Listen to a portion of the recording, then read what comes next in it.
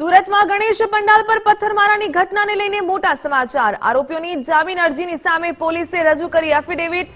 આરોપીઓને સ્થળ પરથી પકડ્યા હોવાનો પોલીસે રજૂ કર્યો પક્ષ, તો ઘરમાં ઘૂસીને પકડ્યા હોવાના પુરાવા બચાવ પક્ષ પાસે હોવાની રજૂઆત કરી।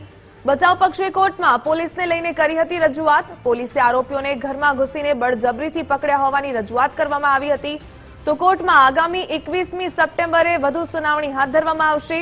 સમગ્ર કેસમાં પોલીસે 3 નવી કલમ પણ ઉમેરી। આરોપીઓની જામીન અરજી સામે આજે વધુ સુનાવણી હાથ ધરવામાં આવશે। વધુ વિગત મેળવીએ સંવાદદાતા રાકેશ બ્રહ્મભટ્ટ પાસેથી। રાકેશ, સુરતમાં ગણેશ પંડાલ પર જે પથ્થરમારાની ઘટના સામે આવી હતી તે સંદર્ભે વધુ શું વિગત મળી રહી છે? जी बिल्कुल 8 સપ્ટેમ્બરના રોજ જે પ્રમાણે સૈયદપરા વિસ્તારમાં આવેલા ગણેશ પંડાલ ઉપર પથ્થરમારાની ઘટના બાદ પરિસ્થિતિ વણસી હતી અને 200 થી 300 ટોળા દ્વારા જે એકત્ર થઈ અને પોલીસ ચોકીનો ઘેરાવ કર્યો હતો અને ત્યારબાદ વધુ પથ્થરમારો થયો હતો અને આ ઘટનાની અંદર પોલીસ કર્મચારીઓ સહિત અધિકારીઓ ઘવાયા હતા, જ્યારે કેટલાક વાહનોમાં તોડફોડ કરાઈ હતી।